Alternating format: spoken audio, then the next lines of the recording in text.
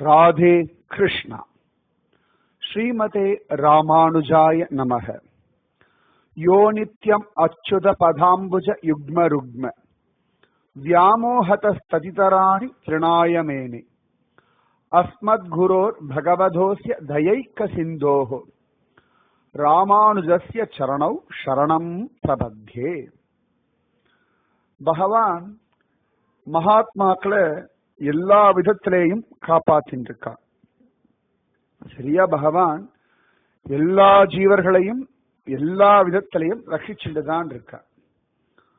மகாத்மாக்களுடைய சரித்திரத்துல அது நமக்கு புரியும்படியா இருக்கு.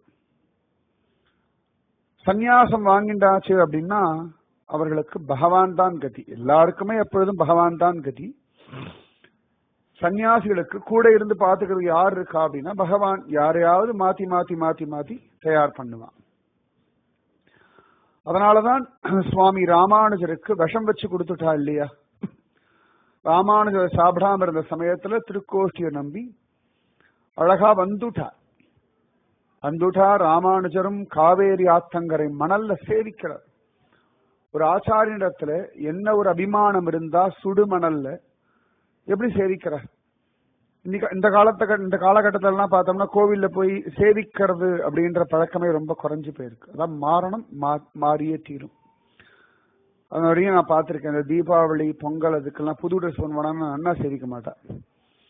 அண்ணா சேவிக்கணும். குருவாயூர்லாம் போனா எப்பதான் தண்ணி விட்டுட்டே இருப்பாங்க. எல்லாரும் நடந்து அந்த அழுக்கெல்லாம் இருக்கும். உடனே அடி போய் சேவிக்க மாட்டா. ட்ரெஸ் அழுக்கா போயிடுமேன்னு. இந்த சரீரத்தினுடைய ஜன்மா முடிஞ்சு சத்கதி அடையணும். சரீரமே ஒரு வஸ்திரம் தான். வாசாம்சி ஜீர்ணானி அப்படின்னு பகவான் கீதையில சொல்றான். இந்த வஸ்திரம் அழுக்கா எடுத்தா என்ன? பகவான் வேற வஸ்திரம் தரப்போறான், அவ்வளவுதானே. அதனால அந்த அபிமானத்தை விடணும். அந்த தேக அபிமானம் சேவிக்கும் பொழுது எனக்கு ஒரு பெரிய பாக்கியம் கிடைச்சிருக்கு இந்த ஆச்சாரியனை சேவிக்கிறதுக்கு அப்படின்னு.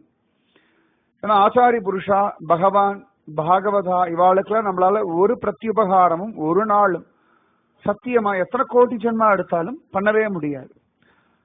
நம்மளால பண்ண முடிஞ்ச உடனே என்னடானா அவர்களை நமஸ்காரம் பண்றது அப்படின்னு தான், சேவிக்கிறது ஒண்ணுதான்.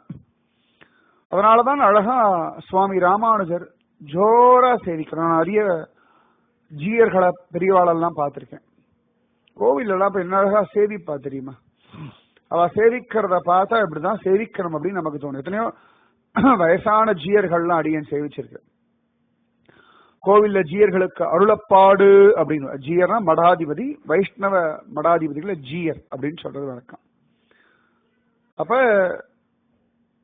அருளப்பாடுன்னு ஜீயர் கூப்பிட்டா உடனே அவ கை கட்டி வாய் புத்தி நாயந்தே அடியேன் அப்படின்னுவா.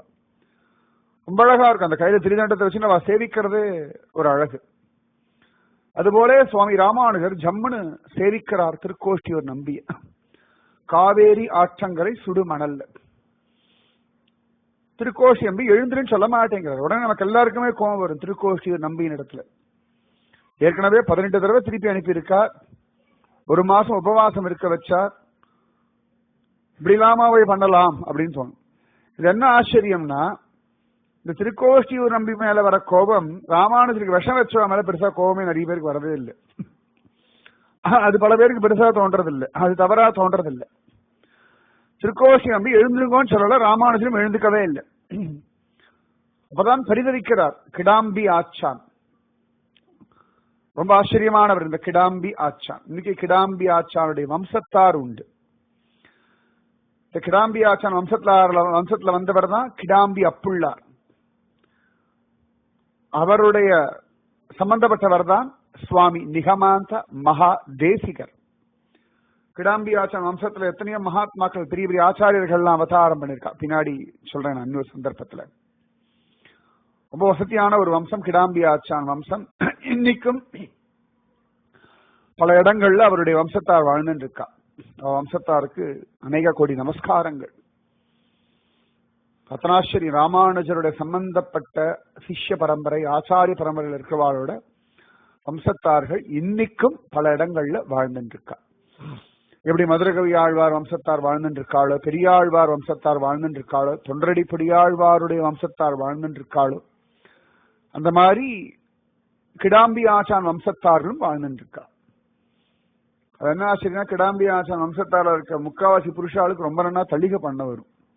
ரொம்ப நன்னா அவ தளிகை என்ஜாய் பண்ணி பண்ணுவா. அவளுக்கு தளிகை மேல ஒரு அபரிமிதமான ருச்சியே உண்டு பண்றதுல. கிடாம்பி ஆசன் பரிதவிக்கிறார். ஐயோ, ஒரு கருமுகை பூவை கொண்டு போய் இப்படி வெயில்ல போடுவாளா? என்ன ஆச்சாரிய சிஷ்ய பரம்பரை இது? என்ன ஆச்சாரிய சிஷ்ய அணுகுமுறை இது? என்ன ஆச்சாரிய சிஷ்ய சம்பந்தம் இதுன்னு கோச்சுண்டு தான் கீழே படுத்துண்டு ராமானுஜத்துக்கு தன் மேல போட்டுக்கிறார். என்ன ஆச்சரியம்னா, ராமானுஜர் கூடவே முதலியாண்டான் இருக்கார், கூரத்தாழ்வான் இருக்கார், எல்லாருக்குமே பரிதவிக்கிறது. ஆனா இப்படி திருக்கோஷியம் எடுத்த சத்தம் போட்டு தான் கீழே படுத்துண்டு ராமானுஜர் மேனியை எடுத்து தன் மேல போட்டுக்கணும்னு ஒரு தோணல் வரல. ஒரு அம்மாவுக்கு தானே அந்த வாத்சல்யம் வரும். சரீரத்து மேல பரிவு யாருக்கு வரும்னா அம்மாவுக்கு தான் வரும். நன்னா சாப்பிடணுமே, இந்த குழந்தை கொசு கடிச்சு விடுத்து இப்படி இருக்கே, குழந்தை ஒண்ணுமே சாப்பிடல, வயிறு உள்ள போயிடுத்து, குழந்தை காலில் அடிபட்டு விடுது, இப்படி தோல் பிஞ்சு போயிடுத்து. இப்படி ஒரு அம்மா தான் ஒரு குழந்தையினுடைய சரீரத்தை அங்குலம் அங்குலமா கவனிப்பா. பாதத்திலேருந்து தலை வரைக்கும் ஒரு அம்மாவால மட்டும்தான் கவனிக்க முடியும். நிச்சயமா வேற யாராலையும் அப்படி கவனிக்கவே முடியாது. அந்த வாத்சல்யம் யாருக்கு இருக்குன்னு பார்க்கணும்னு ஆசைப்பட்டார் திருக்கோஷ்டி நம்பி. அந்த பரிதவிப்பு வேணும். ராமானுஜர் மேல அக்கறை மரியாதை இதெல்லாம் ஒரு பக்கம், அதுல மாற்றமே கிடையாது. கூரத்தாழ்வான் முதலியாண்டானுக்கெல்லாம் அக்கறைக்கோ மரியாதைக்கோ அவர் நன்னா இருக்கணும்ன்ற ஆசைக்கோ அதெல்லாம் ஒரு குறவும் கிடையாது. ஆனா ஒரு அம்மா மாதிரி ஐயோ ராமானுஜர் உடம்பு போய் சுடுமணல்ல இருக்கேன்னு ஒரு அம்மா தான் டக்குன்னு ஒரு குழந்தை கால் சுட்டுடுமோன்னு தூக்கிப்பா இல்லையா? அது கால் வலிக்குமா? தனக்கு உடம்பு முடியலன்னா கூட குழந்தைய தூக்கி நடப்பா இல்லையா அம்மா? அது போல ஒரு வாஞ்சை, ஒரு வாத்சல்யம், அதை தூக்கி அப்படி எடுத்து போனோம். ஐயோ இந்த குழந்தை அப்படி துடிக்கிறதே உடம்பு தாங்குமா அப்படின்னு அந்த பரிதவிப்பு. இந்த குழந்தைக்கு அம்மா பால் கொடுத்தானா கொதிக்க வரைக்கும் கொண்டு கொடுக்க மாட்டான். அது அவசரத்தை குடிச்சிருமோன்றதுக்காக நன்னா ஆத்தி அதுக்கு எந்த பக்குவத்துல வேணுமோ அது அப்ப கூட குடுத்துட்டு போயிட மாட்டான். அது நின்று குடிக்கிறத பாப்பா. அது தீர்த்தம் கொடுத்தாலும் பார்த்து நிதானமா குடிக்கிறத பாப்பா. ஆகாரம் கொடுத்தாலும் மென்னு முழுங்கிறதான்னு பாப்பா. அது சும்மா ஏதோ கொடுத்தோம் போனோம் அப்படின்னு. இப்போ ஒரு தகப்பனார் ஆகாரம் கொடுக்கிறார், பால் கொடுக்கிறார், வேற ஏதாவது ஜூஸ் கொடுக்குற போதும்னா போதும், அவ்வளவுதான். ரெண்டாவது வாட்டி சாப்பிடு, இன்னும் கொஞ்சம் சாப்பிடலாம், இல்லாட்டி வேற ஏதாவது ஒரு கதையை சொல்லி அந்த மைண்டை டைவர்ட் பண்ணி எப்படியாவது இந்த ஆகாரத்தை அதுக்கு கொடுத்து விடலான்னு ஒரு பிரயத்தனம் பட மாட்டான். அது வேண்டாம்னு சொல்லிட்டு கம்பல் பண்ணணும் அப்படின்னு. அது விளையாட்டுனால கூட வேண்டாம்னு சொல்லலாம், இல்லாட்டி வேற ஏதோ யோசனை வேண்டாம்னு சொல்லலாம், ஏதோ இருக்கும். ஆனா அம்மாவுக்கு தெரியும் எப்படியும் அந்த ஆகாரம் சாப்பிட்டா தான் இது தெம்பா இருக்கும். அதுபோல ராமானுஜ சரீரம் நன்னா இருக்கணும்னு ஒரு தவிப்பு. அதனாலதான் திருக்கோஷ்டியை நம்பி சிரிச்சார். உம்மைத்தான் தேடினோம் அப்படின்னு சொல்லிட்டு ராமானுஜரை பார்த்து சொல்லிட்டார், இன்னிலிருந்து இவர் ஏக மாதுகரம், இன்றிலிருந்து இவர் தலிகை பண்ணுவார், இவர் தலிகை பண்றதை மட்டும் சாப்பிட்டா போதும்னுட்டார். அவ்வளவு அழகு. ராமானுஜர் கண்கள்ல ஆனந்த பாஷ்பம், இந்த கிருபையா அப்படின்னு. கிடாம்பியாசன் கண்கள்ல ஆனந்த பாஷ்பம், இப்பேற்பட்ட பாக்கியமா அப்படின்னு. அன்னிலேந்து ராமானுஜருக்கு அழகா திருமடப்பள்ளி கைங்கரியம். ராமானுஜருக்கு பார்த்து பார்த்து காத்தால என்ன கொடுக்கணும், மத்தியானம் என்ன கொடுக்கணும், ராத்திரி ஆகாரத்தை என்ன கொடுக்கணும், ஏகாதசி உபவாசம்னா என்ன கொடுக்கணும், உற்சவம்னா கோவில்ல டைம் எல்லாம் மாறும். எத்தனை மணிக்கு ராமானுஜர் கோவிலுக்கு போகணும், வெளியில எங்கேயாவது கிரந்தங்கள்லாம் எழுதுறாரு, எத்தனை மணிக்கு தூங்குறார், வெயில் காலமா இருந்தா என்ன கொடுக்கணும், குளிர் காலமா இருந்தா என்ன கொடுக்கணும், மழை காலமா இருந்தா என்ன கொடுக்கணும். ஏன்னா விடியற காலம்புற போய் காவேரி ஸ்நானம் பண்ணுவார். மார்கழி மாசம் குளிர் காலத்துல எழுந்து வந்து ரங்கனை சேவிக்க வருவார். குளிர் நெஞ்சில சளி கட்டிக்கும். அப்ப அதுக்கேற்ற மாதிரி என்ன கஷாயம் வச்சு கொடுக்கலாம், மிளகு தட்டி ரசம் பண்ணலாமா, ஆச்சாரியனா ஆச்சாரியனுக்கு இதெல்லாம் கொடுக்கணும்னு இருக்கு, இதெல்லாம் கொடுக்கப்படாதுன்னு இருக்கு. யாராவது கொண்டு வந்து கொடுத்தா கூட இந்த காய்கறி எல்லாம் ஆச்சாரன் சேர்க்கலாமா வேண்டாமா, நேற்று என்ன காய்கறி. ஏன்னா ஒரு அம்மா எவ்வளவு யோசிப்பா, குழந்தைக்கு எல்லா விதமான சத்தும் உடம்புல சேரணும். அதுக்கு ஏற்ற மாதிரி அத்தனை விஷயத்தையும் ஆலோசனை பண்ணி, சரி இன்னைக்கு நெகிழ்கரியம் இப்படி பண்ணிருக்கோம், நாளைக்கு அதை பண்ணுவோம், இன்னைக்கு தேங்காய் தொகைகள் பண்ணோமா, நாளைக்கு வேற தானம் உண்டு. அப்படி பலவிதமான சலுகை. பனங்கள் கண்டு தட்டி போட்டு பால் கொடுப்போமா, ரொம்ப இருமல் இருந்ததுன்னா உடனே மஞ்சப்பொடி பால் கொடுப்போமா, மிளகு பல பனங்கள் கண்டு போட்டு பால் கொடுப்போமா. இப்படி பார்த்து பார்த்து பார்த்து பார்த்து எதிராஜர தன் குழந்தை போல பாவிச்ச ஒரு கைங்கரியம் மடப்பள்ளி கைங்கரியம் பண்ண கிடாம்பி ஆச்சான். ரொம்ப விசேஷம். இது என்னன்னா கிடாம்பி ஆச்சானுக்கு நிறைய ரகசியங்களை ராமானுஜர் சொல்லி கொடுத்திருக்காரு. ரொம்ப ரகசியமான ஒருத்தர் கிடாம்பி ஆச்சான். அவர் கிரந்தங்கள் எழுதியிருக்கா அப்படின்னு காண கிடைக்கிறதானா நிறைய பேருக்கு அவர் என்ன கிரந்தங்கள் எழுதினார் காண கிடையாது. நிறைய விஷயங்களை ராமானுஜர் பர்சனலா அவருக்கு சொல்லி கொடுத்திருக்கார். அத்தனை தூரம் பரம பிரீதி. ஏன்னா தலிகை பண்றதும் இவர் தான், தலிகை பண்ணி போடுறதும் இவர் தான். ராமானுஜர் என்ன சாப்பிடுவார், ஏது சாப்பிடுவார், அப்பெல்லாம் ராமானுஜர் நிறைய விஷயங்கள் சொல்லி கொடுத்திருக்கார். ஆச்சாரிய புருஷாளுக்கு தலிகை பண்ணி போடும்போதெல்லாம் இதெல்லாம் ஒரு பெரிய பாக்கியம். அந்தந்த சந்தர்ப்பத்துக்கு தகுந்த மாதிரி ஏதாவது பகவத் விஷயங்கள்லாம் சொல்லுவா. காஞ்சி மகாபரிவாள்லாம் ரசம், மோர், குழம்பு, பாயசம் ஒவ்வொன்றதுக்கும் ஒரு பெரிய வியாக்கியானமே கொடுத்திருக்கார். ஒவ்வொரு பிரிவாளும் பார்த்தோம்னா நம்ம வாழையில தலிகை பரிமாறணும் அப்படின்னா ஒவ்வொன்னத்துக்கும் ஒவ்வொரு விதமான புராண வைபவங்கள்லாம் சொல்ல முடியும். இப்பதான் கீரை வச்சுக்கோங்களேன், உடனே திரௌபதி பகவான் அனுகிரகம் பண்ணாங்க, அதை சொல்லிடலாம். நிறைய விஷயங்கள் இருக்கு ஆச்சரியமாக. பால் பாயசம் அப்படின்னா அம்பலப்புழா கிருஷ்ணனுடைய பால் பாயசம் சொல்லிடலாம். நிறைய விதவிதமா இருக்கு பகவத் விஷயங்கள். ஆழ்வார் தோசைக்கே ஒரு தனி மகாத்மியம் உண்டு. இப்படி பலவிதமான விஷயங்கள்லாம் உண்டு. அந்த மாதிரி மடப்பள்ளி கைங்கரியம் நினைச்சு பாருங்களேன். டெய்லி காத்தாலேருந்து ராத்திரி வரைக்கும் ராமானுஜன் என்ன சாப்பிடணும், அவருக்கு என்ன பக்குவத்துல கொடுக்கணும், அது ஒரு தனி சுகம் இல்லையா? சரி இன்னைக்கு பண்ணியாச்சு, நாளைக்கு என்ன பண்ணணும்? ராமானுஜருடைய சரீரத்தை உத்தேசிச்சு மட்டுமே ஜென்மா. நிஜமாவே ஒரு பரம சுகமான ஒரு அனுபவம். ஆனா ஆத்துல சாப்பிடறோம்னா ஸ்திரீகளுக்கு எப்பொழுதுமே சாப்பிடக்கூடிய பத்திய நினைவே ஓடிட்டு இருக்கும் மனசுல. இவாளுக்கு இந்த தலிகை பிடிக்கும், இவாளுக்கு எந்த காய் பிடிக்கும், இந்த மாதிரி பண்ணா பிடிக்கும், இதே யோசனை ஓடிட்டு இருக்கும். அந்த மாதிரி ராமானுஜருடைய திருமேனி தியானம் எனக்கு எப்பொழுதுமே இந்த ஸ்ரீபெரும்புதூர், மேல்கோட்டை, அதே மாதிரி ஸ்ரீரங்கம் 3 இடங்கள்லயும் இந்த திருமேனியை பார்க்கும் பொழுதுலாம் ஒரே ஒருத்தர் தான் நிறைய ஞாபகம் வருவார், கிடாம்பி ஆச்சான் தான். ஏன்னா இந்த 3 திருமேனிலும் வித்தியாசம் உண்டு. ராமானுஜருடைய ஒவ்வொரு வயசுக்கு ஒவ்வொரு திருமேனி. அது 120வது வயசு திருமேனி தான் ஸ்ரீரங்கம் தானான திருமேனி. ஆனா ஒவ்வொரு திருமேனியும் பொலிவோட இருக்கும். இத்தனைக்கும் ஒரு காரணம் ஸ்ரீ கிடாம்பி ஆச்சான். அன்னைக்கு ராமானுஜர் திருமேனி அவர் பார்த்து பார்த்து ஜாகிரதையா தலிகை பண்ணி போட்டதுனாலே இன்னைக்கு 1000வது திருநட்சத்திரத்தை ராமானுஜ விஷயத்தை நாம பேசிட்டு இருக்கோம். அதனால ஸ்ரீ வைஷ்ணவ அத்தனை பேரும் யாருக்கு கடன் பட்டிருக்கோமோ இல்லையோ கிடாம்பி ஆச்சானுக்கு சத்தியமா கடன் பட்டு இருக்கோம். மற்ற ஆச்சாரியர்கள் கடன் பட்டிருக்கோமோ இல்லையோ, மற்ற சிஷ்யாளுக்கு கடன் பட்டிருக்கோமோ இல்லையோ, என்னை பொறுத்த வரைக்கும் ராமானுஜ சிஷ்யர்கள்ல ரத்னம் அப்படின்னா கிடாம்பி ஆச்சான் தான். மற்ற எல்லாரும் ஒவ்வொன்று பண்ணிருக்காங்க, இல்லைன்னு சொல்லவே மாட்டேன். இன்னும் போக போக நிறைய பேர் பண்ணிருக்காங்க. ஆனாலும் கிடாம்பி ஆச்சான் ராமானுஜன் அப்படின்ற அந்த திருமேனி இன்னைக்கு நம்ம சேவிக்கிறோம். இன்னைக்கு நம்ம எல்லாம் ராமானுஜான்னு தியானம் பண்றோம், ரைட்? ஸ்ரீபெரும்புதூர் தானுகந்த திருமேனி, மேல்கோட்டை தமருகந்த திருமேனி, ஸ்ரீரங்கம் தானான திருமேனி, இத்தனைக்கும் ஒரு காரணம் கிடாம்பி ஆச்சான். 1000 கோடி நமஸ்காரங்கள் ஸ்ரீ கிடாம்பி ஆச்சானுக்கு.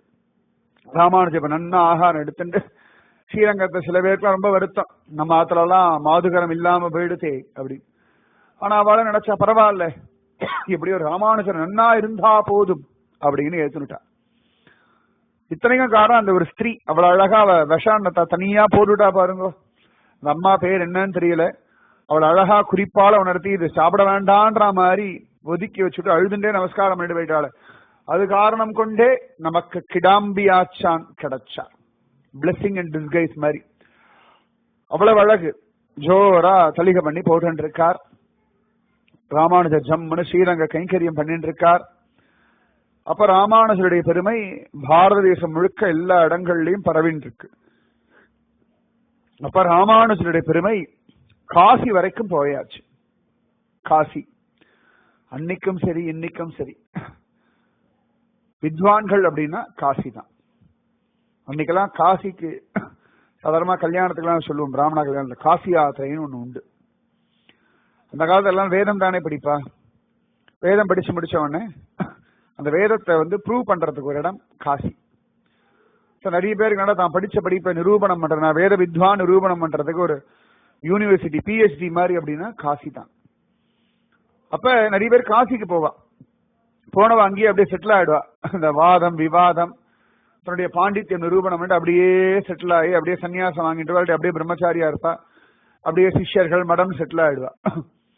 அப்ப நிறைய பேர் என்ன பண்ணுவா, பிராமணாலாம் அந்த குழந்தை திரும்பி வரணுமேன்னு சொல்லிட்டு போகும்பொழுது, அப்பா நீ காசிக்கு போய் நீ வித்வான் நிரூபணம் பண்ணிட்டு வா, என் பொண்ணை உனக்கு கல்யாணம் பண்ணி தரேன் முன்னாடியே நிச்சயம் பண்ணி வச்சுடுவா. அப்ப இந்த குழந்தை போயிட்டு காசிக்கு போய் நிரூபணம் பண்ணிட்டு வருவான். அப்ப காசி யாத்திரையிலேருந்து வர பயலை வரவேற்று எல்லாம் பண்ணுவான். நம்ம இன்னைக்கு எல்லாம் கையில காசி யாத்திரைக்கு நம்மளே வாசல் வரைக்கும் அனுப்பிட்டு, கல்யாண மண்டபம் வாசல் வரைக்கும் அனுப்பிட்டு நம்மளே சேஃபா கூட்டின்னு வந்துடுறோம். அதான் ஆச்சரியமே. அதுதான் அந்த காசி யாத்திரை ஃபங்க்ஷன். எனக்கு இன்னைக்கும் ஞாபகம், சிரிப்பு வரும். எங்கேயாவது காசி யாத்திரை, எனக்கு கூட காசி யாத்திரை நடக்கும், சிரிப்பு தான் வந்தது. நம்ம காசி போனதே இல்லை வரைக்கும். அதுதான் ஆச்சரியம். காசி பக்கம் எங்க இருக்குன்னு கூட தெரியாது பல பேருக்கு. ஆனாலும் காசி யாத்திரைன்னு ஒண்ணு ட்ரெடிஷனா பண்ண ஆரம்பிச்சுட்டு வச்சுக்கோங்களேன். சிலதெல்லாம் நம்ம சொன்னோம்னா சாஸ்திரத்துக்கு விரோதமா சொல்றோம். இது சாஸ்திரத்துக்கு விரோதமே கிடையாது. எங்க ராமச்சந்திரமூர்த்தி காசி யாத்திரை போயிட்டு வந்து கல்யாணம் வேண்டான்னு இருக்காங்க, அவன் சொல்லுங்க பாக்கலாம். காசி யாத்திரை ராமன் போயிட்டு வந்த வாசல் வரைக்கும் போனார், ஜனக மகாராஜா வாடா என் பொண்ணை தரேன்னு சொன்னார், இங்க கிடையவே கிடையாது. சிலதெல்லாம் ஒவ்வொரு காலகட்டத்துல கொண்டு வந்துட்டோம். இந்த மாதிரி காசி யாத்திரை, காசியில ஒருத்தன் இருந்தார், யஜ்ஞமூர்த்தி அப்படின்னு அவருக்கு பெயர். பெரிய வித்வான். அந்த இடத்துல நல்லா நிரூபணம் பண்ணி பல பேரை பண்டிதர்கள் எல்லாம் ஜெயிச்சு அழகா சன்னியாசம் எல்லாம் வாங்கிட்டு நிறைய சிஷ்யாரோட ஜம்முன்னு எல்லாரும் கொண்டாடும்படி அங்க மடத்தெல்லாம் வச்சுட்டு இருந்தார். எப்பொழுதுமே இந்த மாதிரி வாத விவாதங்கள்ல ஈடுபட்டிருக்கவாளுக்கு சும்மா உட்காந்து தியானம் பண்ண முடியாது. அவளால பகவத் ஸ்மரண பெருசாலாம் பண்ண முடியாது. எல்லா இடங்கள்லயும் போய் தான் பெரியவன் நிரூபணம் பண்றதுன்னு ஒரு மைண்ட் செட் வந்துடும். அதுக்குதான் நிறைய படிக்காம இருக்கிறதே நல்லது தெரியுமா. பல விஷயங்கள் நிறைய படிச்சுட்டோம்னா புத்தி தான் வேலை செய்யும், பகவத் விஷய அனுபவம் கிடைக்காது. ரொம்ப அழகா ராமகிருஷ்ண பரமஹம்சர் சொல்றார், நிறைய கிரந்தங்கள் வாசிச்சோம்னா கிரந்தி ஆயிடுவான். கிரந்தி அப்படின்னா முடிச்சு சிடுக்கு. நிறைய படிக்க படிக்க படிக்க படிக்க என்னன்னா புத்தி வேலை செய்யும். பக்திக்கு புத்தியே வேண்டாம், புத்துவா இருக்கணும். புத்துவா இருக்கவள்தான் பக்தி நன்னா வரும். அறிவொன்றும் இல்லாத ஆய்குலத்து உன் தன்னை பிறவி பெருந்தனை புண்ணியம் யாமுடையும். கிருஷ்ணலீலாலே பாருங்க, விப்ரபத்னிகளுக்கு கிடைச்ச பகவான் எந்த யஜ்ஞமூர்த்தியான பகவானுக்கு ஆராதனை பண்ணிட்டு இருக்காளோ அவனே அன்னம் கேட்டு கூட விப்ரர்கள் தரவே இல்லை, ரிஷிகள். ஆனா விப்ரபத்னிகள் ஓடி வந்து கண்ணனுக்கு எல்லாம் கொடுத்தான் காண கிடைக்கிறது. அப்ப புத்தினால என்ன பிரயோஜனம் இல்லையா? எப்பொழுதுமே இந்த வாத விவாதங்கள்னால ஒரு பிரயோஜனம் இல்லை. வாத விவாதம் பண்ணலாம், யாராவது தப்பா இருக்கான்னா வாத விவாதம் பண்ணி அவளை நல்வழிப்படுத்துறதுக்கு பண்ணணுமே ஒழிய நேரம் வீணடிக்கிறதுக்காகவோ தன் பெருமையை நிரூபணம் பண்றதுக்காகவோ ஒருத்தருடைய சித்தாந்தத்தை குழப்பறதுக்காகவோ பண்ணக்கூடாது. அவளா வாதத்துக்கு வந்தா பண்றது வேற, நம்மளா போய் வாதம் பண்றதுன்னு வேற. யஜ்ஞமூர்த்தி அப்படின்ற அவர் காசியில நிறைய கிரந்தங்கள்லாம் எழுதிண்டு நிறைய சிஷ்யாலயம் கூட்டுண்டு நேர ஸ்ரீரங்கத்துக்கு வந்துட்டார். இந்த ராமானுஜரை ஜெயிச்சுட்டோம் அப்படின்னா இன்னும் நம்ம நல்ல பிராபல்யம் ஆயிடும். காசில ஏற்கனவே நல்ல பிராபல்யமா தான் இருக்கார், பிரபலமா தான் இருக்கார். அதையும் தாண்டி பாரத தேசம் முழுக்க தன்னை எல்லாரும் உயர்ந்தவன்னு சொல்லணும்னு ஒரு புகழ் மேல ஒரு ஆசை. நிறைய சன்னியாசிகள் நான் அப்படி பார்த்திருக்கேன். புகழ், பெருமை, டாம்பீகம், சிஷ்யர்கள், மடம், சொத்து, இப்படிப்பட்ட சன்னியாசிகளையும் பார்த்திருக்கேன். உத்தமமான சன்னியாசிகளையும் நிறைய பார்த்திருக்கேன். ரெண்டு பேருமே பார்த்திருக்கேன். ரிஷிகேஷ், ஹரித்வார்லாம் அந்த டாம்பீகமான சன்னியாசிகள்லாம் நான் பார்த்திருக்கேன் நிறைய. பயந்தே போயிருக்கேன். ஒரு சந்தர்ப்பத்துல நான் ஒரு ரிஷிகேஷ் போயிருந்த பொழுதுதான் ஒரு சன்னியாசியை பார்த்தேன். என் கூட வந்து ரொம்ப நல்ல சன்னியாசி அழைச்சிட்டு போனார். சரி நானும் போய் சேவிக்கலான்னு போனேன். சாதுன்னு ஒரு அறையில தங்கியிருந்தார். சரி நானும் போய் உக்காந்தேன். இப்படியே பார்த்தேன். அவர் கேட்டார் சாப்பிடலான்னு. நான் ஒன்றும் இல்லை, அதெல்லாம் ஒன்றும் வேண்டாம் அப்படின்னு. இல்லை சாப்பிடுங்க அப்படின்னு சொன்னார். ஒரு டப்பாவை திறந்தார், முறுக்கு எடுத்தார். இன்னொரு டப்பா திறந்தார், லட்டு எடுத்தார். இன்னொரு டப்பா திறந்தார், பிஸ்கட் எடுத்தார். நான் பயந்தே போயிட்டேன். சம்சாரிகளுடைய கிச்சனை விட ஜம்முன்னு இருந்தது. இவர் எப்படி சன்னியாசி நான் ஒத்துக்க முடியும்? நான் சொன்னேன் எனக்கு வயசு இல்லை, நான் வெளில வரேன்னு வந்துட்டேன். நான் நிஜமாவே அதுக்கப்புறமாவே எனக்கு இன்னும் பயம் உண்டு. அப்படிப்பட்ட வாளையும் பார்த்திருக்கேன். அடுத்த வேளை அன்னத்தை பத்தி கூட யோசிக்காம இருக்கக்கூடிய சன்னியாசிகளையும் பார்த்திருக்கேன். ரொம்ப ஆச்சரியமா நிறைய யதிகள் மடத்தை நிர்வாகம் பண்றவர்கள் சிஷ்யாளுக்கு எல்லாம் பண்ணுவா. ஆனா வைராகீஸ்வரர்களா இருக்க சன்னியாசிகள் நிறைய பேர் எனக்கு தெரியும். எத்தனையோ மடங்கள்ல என்ன தனம் உண்டு. ஆனா அந்த மடத்தோட சன்னியாசிகள் பீடாதிபதி பார்த்தானா ரொம்ப சாதாரணமா இருப்பா. ரொம்ப ஆச்சரியம் நிறைய உண்டு. தெரிஞ்சுக்கணும்ன்றத நான் சொல்றேன் உங்களுக்கு எல்லாம். இருந்தாலும் ஒரு சன்னியாசி ஒரே டாம்பீகம் தற்பெருமை இதெல்லாம் எடுத்துன்னு நேர வந்துட்டார் சுவாமி ராமானுஜரிடத்துல. சரியா சொல்லணும்னா அவருடைய நல்ல நேரம் ராமானுஜரிடத்துல வாதம் பண்ண வந்தார். அழகா வந்தார், ராமானுஜருடைய மடத்துக்கு வந்தார். உங்களோட நான் வாதம் பண்ணணும், என்னோட தர்கிக்கணும் நீங்க அப்படின்னார். உடனே ராமானுஜர் சிரிச்சார். சரி வாதாடுறேன், தர்க்கவாதம் பண்ணுவோம், உன்னுடைய சித்தாந்தத்துக்கும் என்னுடைய சித்தாந்தத்துக்கும் வாதம் பண்ணுவோம். ராமானுஜரா போய் வாதம் பண்ணல, அவரா வந்தார். சரியா வந்துட்டு வாதம் பண்ணலன்னா தப்பு, அது ஒண்ணு இருக்கு. ஏன்னா ஒரு சித்தாந்தத்தினுடைய பீடாதிபதி வாதம் பண்ணி இந்த சித்தாந்தத்தை நிரூபணம் பண்ண வேண்டிய ஒரு தர்மம் உண்டு. சரி வாதம் பண்ணலாம்ப்பா, ஒருவேளை நீங்க தோத்துட்டா என்ன பண்ணுவேள் அப்படின்னார். உடனே ஒரு ஆவேசம் வந்த மாதிரி அந்த யஜ்ஞமூர்த்தி ரொம்ப அழகா இருக்கும் அவரோட அந்த சங்கல்பம். என்னுடைய சித்தாந்தத்தை விடுவேன், உம்முடைய சித்தாந்தத்துல சேர்ந்துருவேன், உம்முடைய தாசனா மாறுவேன், உம்முடைய பேரையும் என் பேர் கூட வச்சுப்பேன்னுட்டார். ரொம்ப வேகமா ஆவேசமா என்னுடைய சித்தாந்தத்தை விட்டுட்டு உம்ம தர்சனத்துக்கு வந்துடுவேன், உம்முடைய சிஷ்யனா ஆயிடுவேன், உம்முடைய பேரையும் நான் வச்சுருவேன், என் கூட வச்சுப்பேன் தாசி நாமத்துல சொன்ன. சொல்லிட்டு சிரிச்சார். உடனே அவர் ராமானுஜரை பார்த்து கேட்டார், ஒரு கால் நீங்க தோச்சேன்னா அப்படின்னா. ராமானுஜர் சிரிச்சுட்டே சொன்னார். என்ன சொன்னார்? நாளைக்கு பார்ப்போமே. ராதே கிருஷ்ணா, சர்வத்திர ராமானுஜ நாம சங்கீர்த்தனம், ராமானுஜா ராமானுஜா. ராதே கிருஷ்ணா. ஸ்ரீமதே ராமானுஜாய நமஹ.